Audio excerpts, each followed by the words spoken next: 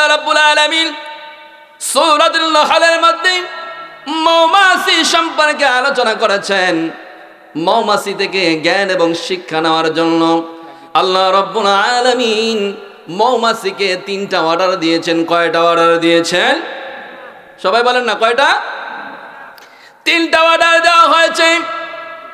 আল্লাহ রাব্বুল আলামিনের অর্ডারকে ফলো করেছেন, মেনে নিয়েছেন। ওয়া আওহা রাব্বুকা ইলান নাহলি আনিত্তাখিযি মিনাল জিবাল, তোমাদের ঘর বাঁধতে হবে 3 জায়গায়।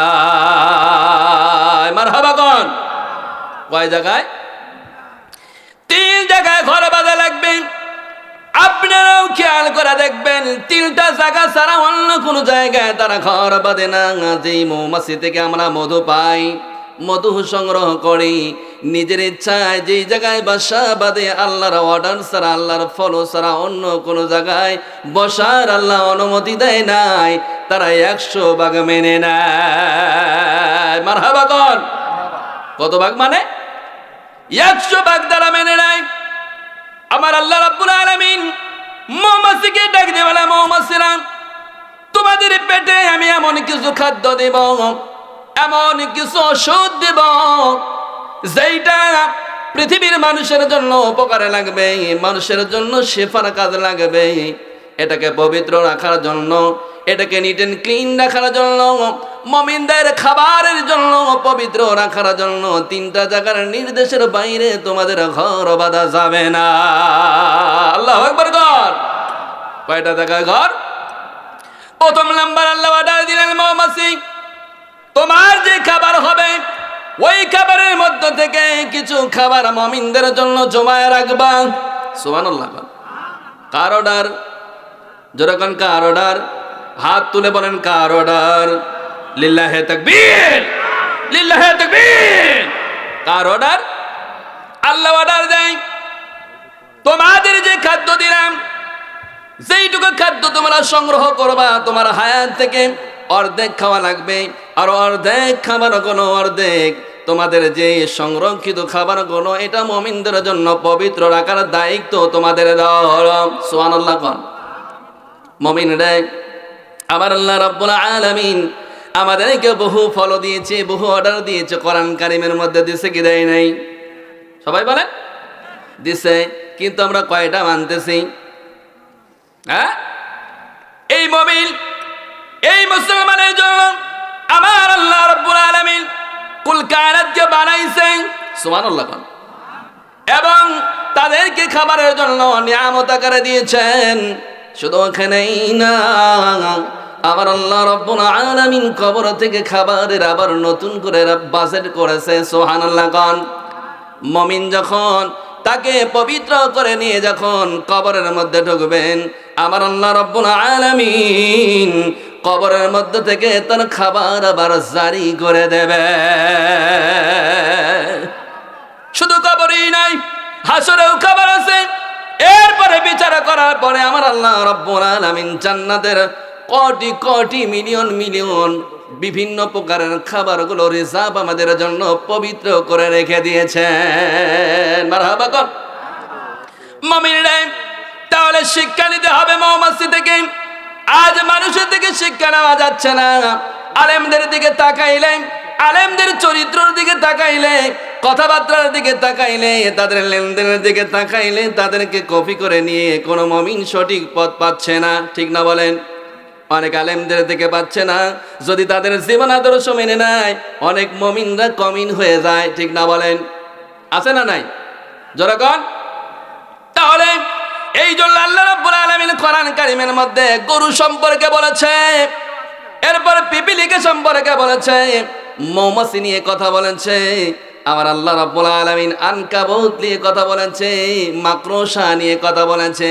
বিভিন্ন প্রাণীদের কারণ এই জায়গায় দেওয়ার কারণটা কি? কারণ অবশ্যই আছে।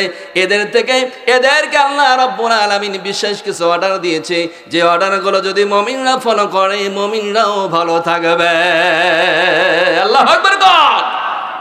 মৌমাছি থেকে শিক্ষা আজকে নিয়ে যান।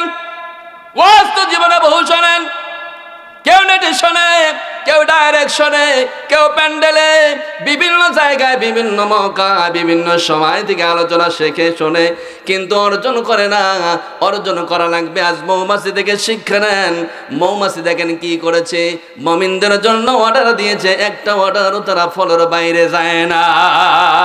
আল্লাহু আকবার কোন।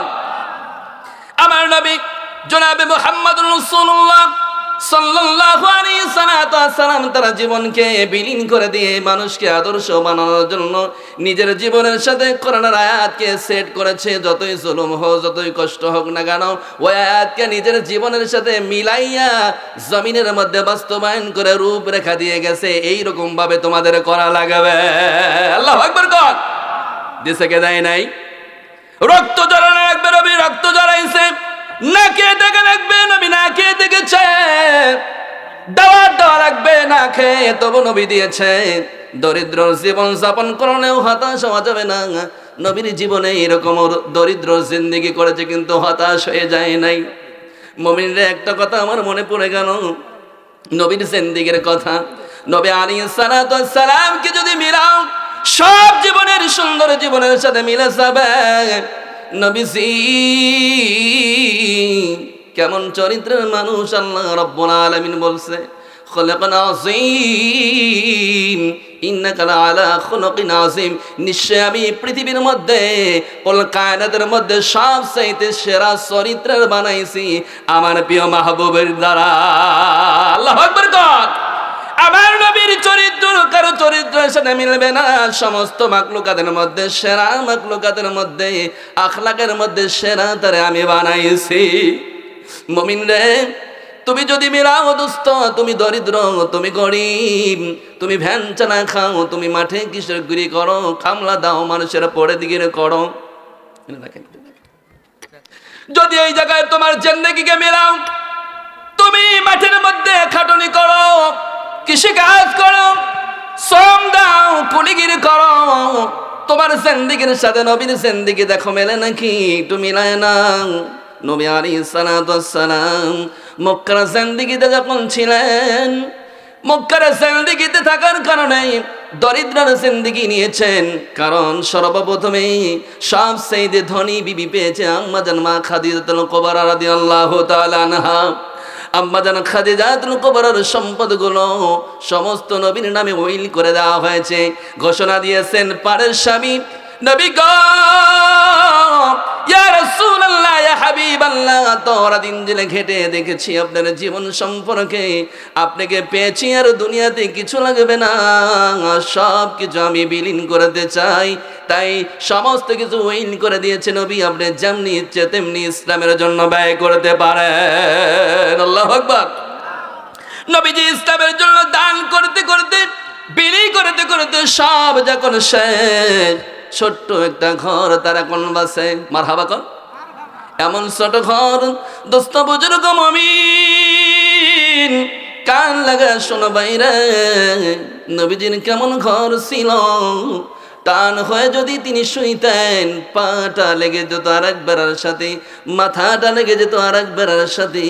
একেবারে দুর্বল ঘর, জোরে ঝাঁকুনি হলে সেটা পড়ে যেত। এবার দরিদ্রের জিন্দেগি নিয়ে নবী আলাইহিস সালাতু ওয়াস সালাম চিন্তা করলেন, খাদিজার ঘরে বেশ কিছুদিন ধরে খাবার নাই, খাবারের সংগ্রহের জন্য বের হওয়া লাগবে। নবী আলাইহিস সালাতু ওয়াস সালামের মক্কার বাজারে উঠলেন। ওই সময় এখনো মক্কার মানুষগুলো সকলেই চেনে না। মারহাবা গান। নবীজিকে এখনো চেনে না, নবুয়তি পেয়েছে কিন্তু কেউ তার কথা শোনে না। কারণ আবু জেহেল, উতবা, শাইবা তার বিরুদ্ধে নেতারা সব লেগেছে। নবী একা একা দিনের দাওয়াত দেয় রাতের অন্ধকারে। কেউ কেউ গোপনে ইসলাম গ্রহণ করলে গোপনেই থাকে, কখনো প্রকাশ্যে নবীর সাথে ওঠা বসা করে না। ওঠা বসা করলেই তাদের জীবনের মধ্যে হুমকি আসে, তাদের জীবনের মধ্যে মারপিট আসে। এই ভয়ের কারণে নবীর সাথে মিশে না, নবীর দিন মানলেও গোপনে রয়ে গেছে। নবী আলাইহিস সালাতু ওয়াস সালাম মক্কার এক বাজারে উঠলেন কাজ করার জন্য। ও দোস্ত, তুমিও কাজ করো, মাঠের মধ্যে হাল চাষ করো, কামলা দাও, মানুষের মাঝে মানুষের বাড়িতে কাজ করে খাও। তোমাকে নিজেকে কম দামি মনে করো না। দেখো নবীর জিন্দেগির সাথে তোমার জিন্দেগির মিল আছে। আল্লাহু আকবার।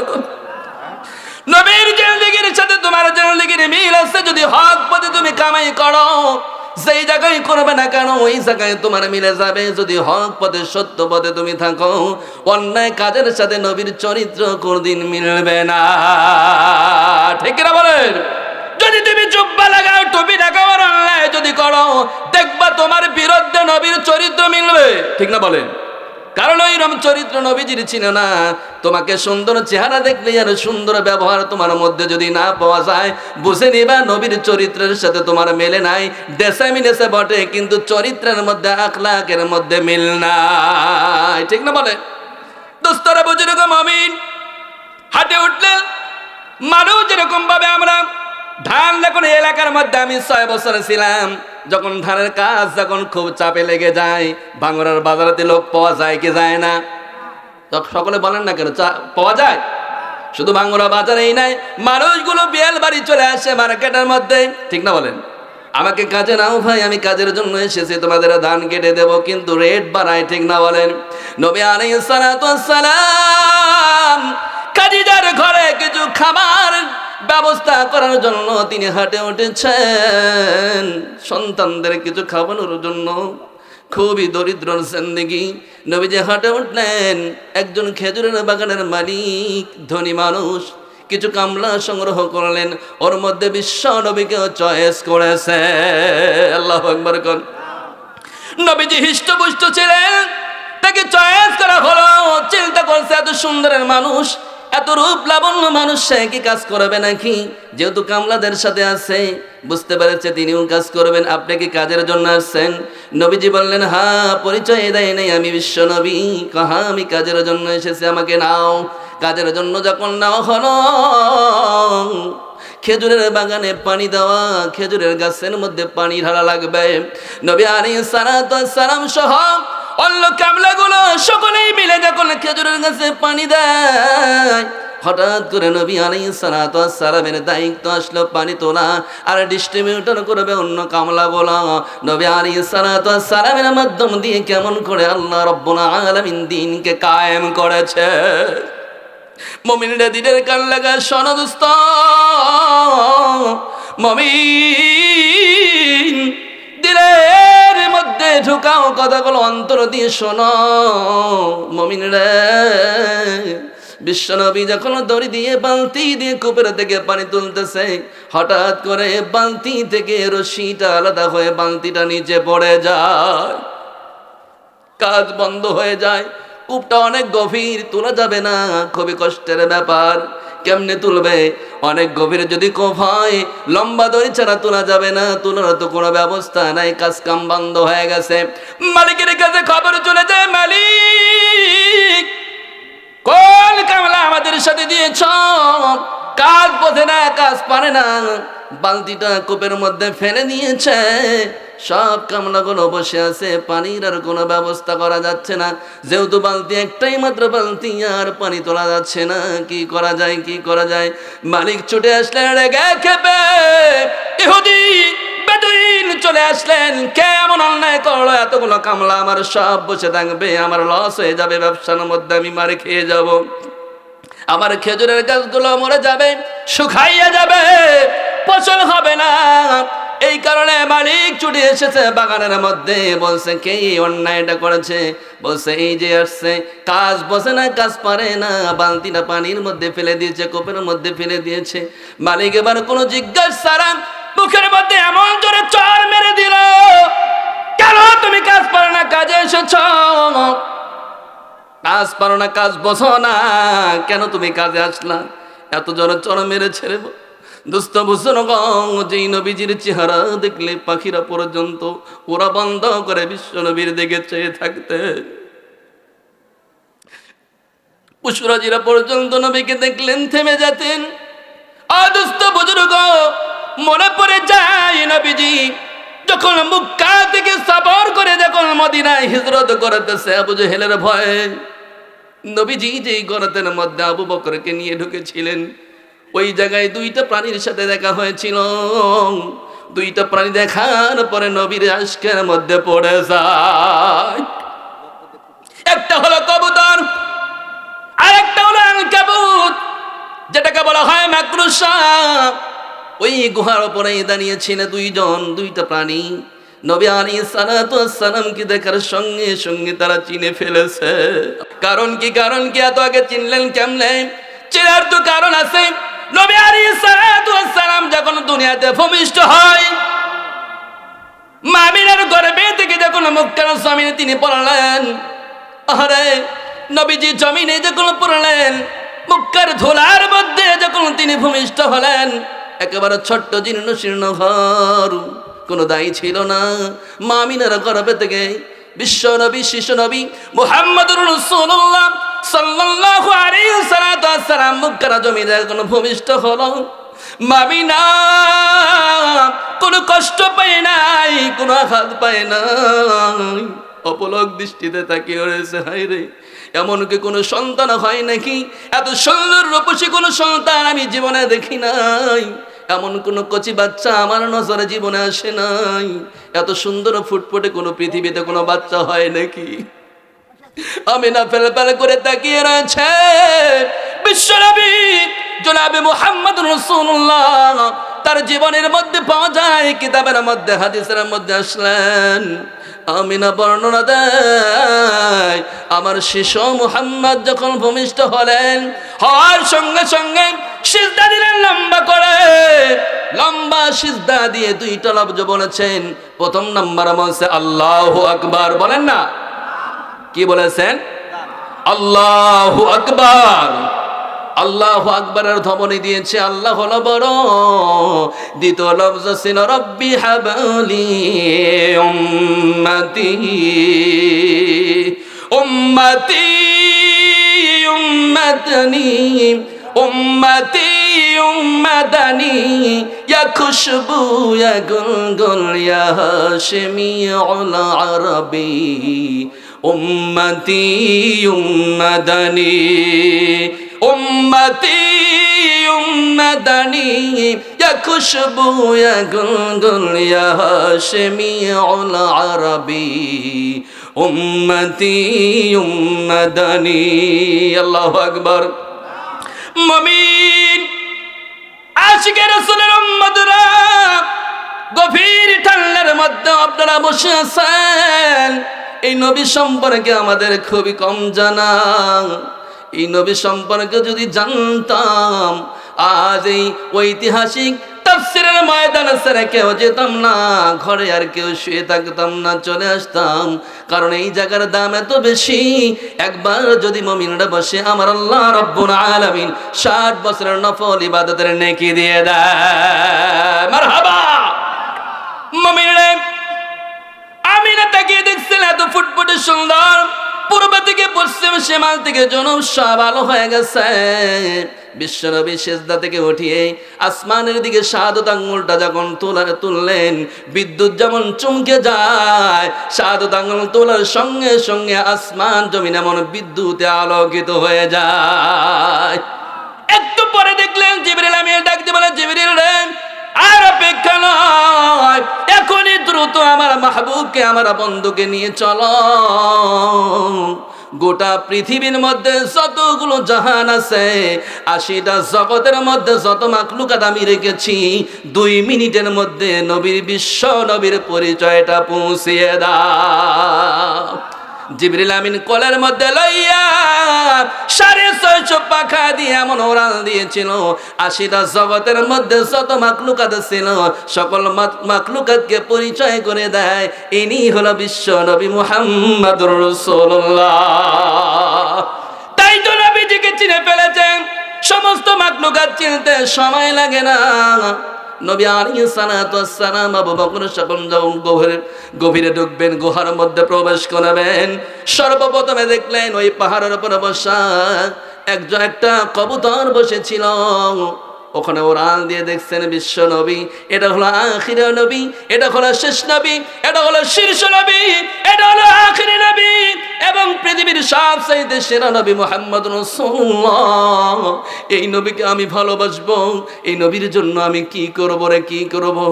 নবীকে আমি দেখলাম কিয়ামতের দিন যেন আল্লাহকে বলতে পারি, আল্লাহ তোমার দোস্তকে দেখেছি আর তোমার দোস্তের জন্য আমি এতটুকু মোহাব্বত করলাম। কবুতর চিন্তা করতেছে পাহাড়ের উপরে বসে, এইদিকে যে গর্ত দিয়ে আবু বকর সহ বিশ্বনবী প্রবেশ করলেন, ওই জায়গায় একটা বড় মাকড়সা ছিল। মাকড়সা দেখার সঙ্গে সঙ্গে নবীর মুহাব্বতে পড়ে গেলেন। নবীর আশকের মধ্যে নবীর প্রেম নিবেদন হয়ে গেল। হায় রে, আমি নবীর জন্য কি করব? কিয়ামতের দিন আমি বড় দাবি করব, আল্লাহ আমার দোস্তকে, আপনার দোস্তকে আমি দেখেছি, বিশ্ব নবীকে দেখলাম, বিশ্ব নবীর জন্য আমি তো কমপক্ষে কিছু করে দেখাইছি। দুইটা পাখি, একটা পাখি আর একটা মাকড়সা সংকল্প করলো বিশ্ব নবীর জন্য কিছু করব। গর্তের মধ্যে প্রবেশ করে আবু বকরকে বলছে, আবু বকর রে, যে গর্তের মধ্যে আমরা লুকাইলাম, সকাল হয়ে গেলে আবু জেহেলের গোষ্ঠীগুলো এসে এই গর্তটাতে খুঁজে পাবে। আবু বকরকে বললেন, আবু বকর রে, আমরা শুধু দুইজনই না, আমাদের সাথে আমার মাওলা রয়েছে। ও মেরে মাওলা,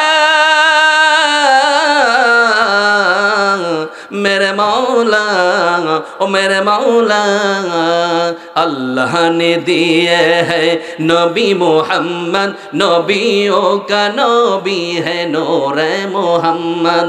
अल्लाह ने दिए है नबी मोहम्मद, नबियों का नबी है नूरे मोहम्मद। सलात अदा किए है जन्नत की सौदा, रोजे भी रखता है अल्लाह की रिदा, हर वक्त तो इबादत की अल्लाह की रिदा, अल्लाह की रिदा। ओ मेरे मौला, मेरे मौला, ओ मेरे मौला, अल्लाह ने दिए है नबी मोहम्मद, नबियों का दीदा है कुरान की रानक। আল্লাহু আকবার কান। কোরআনের নূর দিয়েছে নবীকে, ঠিক না বলেন? এটা কি কোরআন না, এটা নূর। এটা কি নূর? নূর। अल्लाह ने दिए है नबी मोहम्मद, नबियों का दीदा है कुरान की रौनक। कुरान से भी दीदा है अल्लाह की दावत, दावत मानने वाला का मिलेगा जन्नत, मिलेगा जन्नत। ओ मेरे मौला, मेरे मौला, ओ मेरे मौला। আল্লাহু আকবার।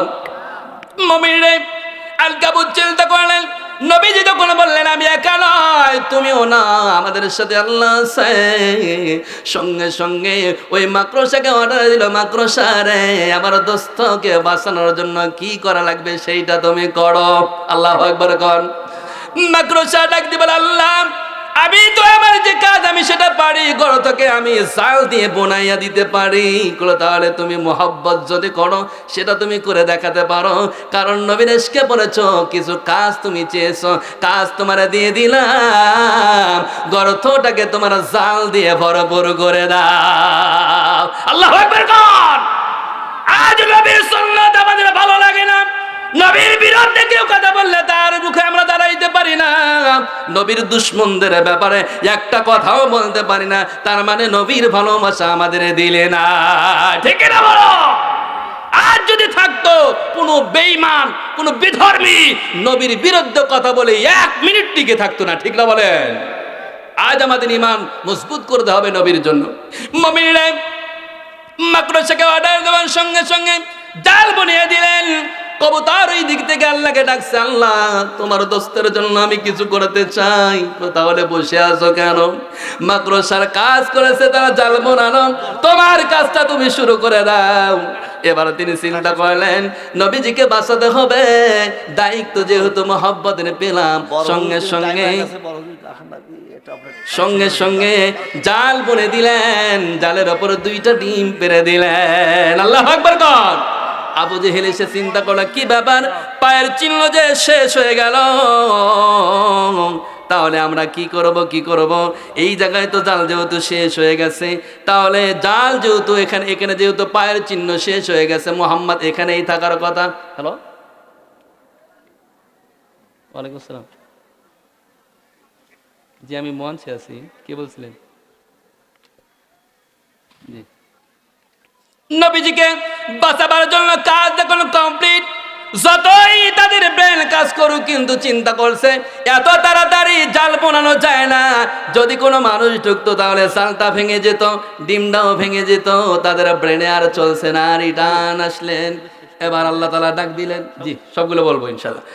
এবার আল্লাহ তাআলা বাঁচিয়ে দিলেন মৌমাছিকে, এবার ডাক দিয়ে বলছেন, রে মাকড়সা, আমার দোস্তকে বাঁচানোর জন্য এমন কাজ তড়িৎ গতিতে করলি, তোরে আমি কিছু পুরস্কার করতে চাই। মারহাবা কর না কা, কি করতে চাই? আল্লাহ পুরস্কৃত করতে চাই। আল্লাহকে ডাক দিবে, আল্লাহ তোমার প্রিয় মাহবুবের জন্য এইটুকু করলাম, বিনিময়ে চাই না, তবে মোহাব্বতটা চাই।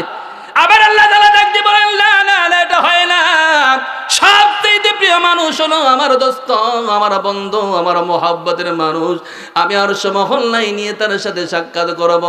দুনিয়ার মধ্যে না 18,000 মাখলুকাতের মধ্যে তারা আমি সেরা বানাইছি ভালোবেসে, তার বিনিময়টা আমি দিতে চাই। তুমি না নিলেও কমপক্ষে আজ বলে দিলাম, তবে তোমার জাতির জন্য একটা ব্যবস্থা করে দিলাম। রে মাকড়সা, একদিনের মোহাব্বতের কারণে তোর ব্যবস্থা করলাম কি, দেখ শুনে রাখ, তোর কাজ হলো জাল বোনানো, খাবারের রিজিকের জন্য কোনোদিন দৌড়ানো লাগবে না। আল্লাহু আকবার কর। তুই ঘর বানাবি, এটা তোর দায়িত্ব, আর খাবার আমি পৌঁছিয়ে দেব। সুবহানাল্লাহ কর। বলেন মাকড়সা জাল বোনায় কি দৌড় পারে নাকি? চুপ করে এক জায়গায় বসে থাকে, খাবার দেয় কে? যেরকম কে? ওমা মিন দাব্বাতুন ফিল আরদি ইল্লা আলাল্লাহি রিজকুহা। আল্লাহ তাআলা তাই বলছেন, সমস্ত মাখলুকাতের রিজিকগুলো আমি নিজে হাতে পৌঁছিয়ে দেই। সুবহানাল্লাহ কয় না তো? এ আয়াত কি মিথ্যা? সন্দেহ আছে? কার কার আছে হাত তুলে দেখান তো, সন্দেহ আছে আল্লাহ আমাদের খাবার পৌঁছাতে পারবে না? আছে কেউ? সন্দেহ কেউ আছে? তাই যদি হয় চুরি ডাকাতি করো কে ভাই? সুদ খাও, ঘুষ খাও কেন? ঠিক না বলে? এগুলো থেকে বিরত হওয়া লাগবে। হক পথে থাকেন, তাহলে অবশ্যই আল্লাহ রাব্বুল আলামিন ওয়ারযুকু মান ইয়াশাউ বিগাইরি হিসাব। আল্লাহু আকবার কর। হুজুর কয়টা আনবেন?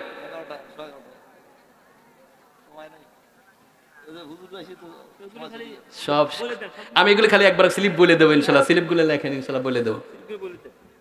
মাকড়সা এই জন্য দেখবেন ও খাবার খোঁজে না, নবীর মুহাব্বতের কারণে সমস্ত জাতির ব্যবস্থা হয়েছে। মারহাবা কর। মাকড়সা জাতির আর টেনশন আছে নাকি? নাই। কবুতরকে বলল, কবুতর রে, তুই মোহাব্বত করে ডিম যেহেতু পেরে দিলি, দোস্তের জন্য তোর জন্য কি ব্যবস্থা করি বল? কয় না আল্লাহ আমার লাগবে না। কয় না না, তোর জন্য একটা ব্যবস্থা করে দিলাম, তোর কোনোদিন ঘর বানানো লাগবে না, মানুষ ঘর বানাবে আর বসবাস তুই করবি। আল্লাহু আকবার। কবুতর কি ঘর বানায়? বানায়? আপনি ঘর বানান, সেই ঘরে থাকে। সুবহানাল্লাহ কর। দোস্তরা, বুজুর্গ মুমিন, ওই যে কথা বলতেছিলাম, ইহুদি নবীর গালে চর দিয়েছে। সংক্ষিপ্ত করে বলেছি, সমাজ তো একেবারে সংক্ষিপ্ত হয়ে গেছে, কারণ অতিথিরা সব টাইম খেয়ে ফেলেছে। ঠিক না বলে? যদি 9টায় দেওয়া হতো তাহলে কমপক্ষে 1.5 ঘন্টার মধ্যে 1 ঘন্টা আলোচনা করা যেত। ঠিক না বলেন? দোস্তরে বুজুর্গ, নবীর শিক্ষা কেমন? কামলা হলেও দেখেন তারা বদন্য, তারা ভালোবাসা কেমন, মনিবের কাছে কেমন শ্রদ্ধার পাত্র তিনি হয়েছেন। চর যখন দিলেন, নবীজি মাটির দিকে তাকাইয়া দর দর করে কেঁদে দিলেন। ইহুদি চর মারার পরে ইহুদির মাথার মধ্যে তখন চলে আসতাম, বেদুইন চিন্তা করলো, কামলারা তো রুক্ষ সূক্ষ্ম হয়, তাদের সাথে বেয়াদবি করে উল্টা আর একটা চর খাওয়ার কথা। কিন্তু কোন কামলারে, কোন এমন আদর্শের মানুষ, এত সুন্দর চেহারা, আমি রাগ করে যে চরটা মেরে দিলাম, এত জনে মারছি, তার চেহারা এত ধবধবে, এত সুন্দর, সমস্ত আঙ্গুলগুলো একদম লাল হয়ে আছে চলের মধ্যে। নবীজি মাটির দিকে তাকাই কেঁদে কেঁদে বলছে, মনি আমি অপরাধ করেছি, কূপের মধ্যে বালতিটা ফেলে দিয়ে, যার জন্য আপনি এত চর মারলেন, আপনার হাতের মধ্যে কি ব্যথা লাগেনি? ইহুদি পাষাণ হৃদয়টা কেঁদে দিলেন, চিন্তা করলেন, হায় রে, মুক্কার মধ্যে মানুষদের রাগ বেশি, কিন্তু কেমন শব্দ শোনাইলেন। আমি চর দিলাম, উল্টা মারার কথা না বলে বলছে তোমার হাতে আঘাত লেগেছে, আমি অন্যায় তোটা আমি করেছি। কথাটা দিলের মধ্যে এমন তীরের মধ্যে বিঁধে যায়। বন্ধুরা, দোস্ত বুজুর্গ মুমিন আশিক নবীর উম্মতেরা শুনে নাও রে, নবী আলাইহিস সালাতু ওয়াস সালামের কথাটা শুনে তিনি বাড়িতে চলে যান। যত দূর যায়, যেখানেই যায়, বারবার করে নবীর কথাগুলো দিলের মধ্যে জাগ্রত হয়। ব্যথাটা তীব্র হচ্ছে তার কথাগুলো, আর ভালো লাগে না। ব্যবসার মধ্যে যায়, তবু নবীর কথা মনে হয়, কিন্তু উনি যে নবী বেদুইন এখনো জানে না। কামলার কথা বারবার তার মনে হচ্ছে, হায় রে, এমন জোরে চর মারলাম আর এমন কথাটা শোনাইল, জীবনেও আমি এমন কথা কোনোদিন শুনিনি। সারাদিন চলে যায়, কোনো খাবার খাইতে পারে নাই। রাতের বেলায় যখন বাড়িতে যায়, যাওয়ার পর মনটা খারাপ, মনটা শুকনো, সারাদিন খাবার নাই। তার একটা মাত্র সন্তান ছিল, মহিলা, মেয়ে সন্তান। বাপকে ডাক দিব, আব্বা জান, তুমি বাড়িতে হাসি মুখে আসো, আজ তোমার কি পেরেশানি, মনের মধ্যে তোমার কি আঘাত লেগেছে, কষ্ট লেগেছে, তুমি কি কিছু খাওনি? ব্যবসার কাজে ছিলা বাবা, খাবার রান্না হয়েছে, তুমি খাবার খাও। কনা গো মা, আজ আমার দিনের মধ্যে এমন আঘাত লেগেছে, জীবনেও আমি এত কষ্ট কোনোদিন পাইনি। আল্লাহু আকবার। এত আঘাত লেগেছে। মেয়ে ডাক দিয়ে বলছে, বাবা তোমাকে কি কেউ মেরেছে? কেউ কি তোমাকে আঘাত করেছে? না গো মা, না, কেউ আমাকে মারে নাই, কেউ আমাকে আঘাত করে নাই, তবে এমন কথা দিয়ে আঘাত দিয়েছে দিলের মধ্যে, এই আঘাত আর আমি এক মুহূর্ত আমি সহ্য করতে পারছি না। ডাক দিয়ে বলছে, বাবা তোমাকে দিনের মধ্যে কি এমন কষ্ট দিল? কোনো কষ্ট আমাকে দেয়নি। আজ আমি কামলা নিয়েছিলাম মক্কার বাজার থেকে, কিছু মানুষ, সুন্দর রূপসী একজন যুবক, হৃষ্টপুষ্ট দেখতে, খুব সুন্দর, তার আমি পরিচয় জানি না। কাজে নিয়েছিলাম, পানি উঠানোর জন্য তারা দায়িত্ব ছিল। কোপের মধ্যে বালতি ফেলে দেওয়ার কারণে কামলাদের সব কাজগুলো বন্ধ হয়ে গেছে। খবর পাইয়া রাগের চোটে তার গালের মধ্যে এত চর মেরেছিলাম। ঘুরে উঠে বলছে, মনি, অপরাধ তো আমার, তবে আপনি মেরে আপনার হাতের মধ্যে যে আঘাত লেগেছে, আপনার বড় কষ্ট হয়েছে। মাগো, এমন কথা আমি জীবনে কারো মুখ থেকে, কোনো কামলা থেকে আমি শুনিনি। এত প্রাধান্যতা, এত সুন্দর ব্যবহার আমি জীবনে কারো থেকে পাইনি, যার জন্য আমি এমনটা হয়েছিল। মা বলে, এমন আদর্শ তো একজনই হওয়ার কথা। তাওরাত কিতাব আমি পড়ি, ওনার নাম হতে পারে হয়তো মুহাম্মাদুর রাসূলুল্লাহ, পরিচয়টা নিয়ে আসো। সঙ্গে সঙ্গে খাবার রেখে উঠেছে। পরের দিন পৌঁছে গেছে বিশ্ব নবীর দরবারে, খুঁজতেছে, তাকে খুঁজে পাওয়া যায় না। খুঁজতে খুঁজতে যায়, দেখছে বাইতুল হারামের মধ্যে তিনি বসে আছেন। যা বসে, যুবক রে, আপনার পরিচয় আমি জানতে চাই। ডাক দিয়ে সঙ্গে সঙ্গে নবীজি বসা থেকে উঠলেন, বলে, মরি, আগে যদি বলতেন, আগে যদি বলতেন আমি তো চলে যেতাম। মারহাবা কন্যা, আমি তো চলে যেতাম, কেন আপনি আসছেন? করে না গো, আপনার পরিচয়টা আমি পেয়েছি, আমি খালি আসি নাই, চাদর গায়ে দিয়ে আমি এসেছি। আমার যে হাত দিয়ে আপনাকে চড়া মেরেছি, তাওরাত কিতাব দেখাইছে আমার সন্তানটা আপনি হলেন আখিরি নবী। আল্লাহু আকবার কর। কামলা হলেও তার আদর্শ থাকা দরকার, আছে না নাই? বিশ্ব নবীর চরিত্রের সাথে মিলবে কি মিলবে না?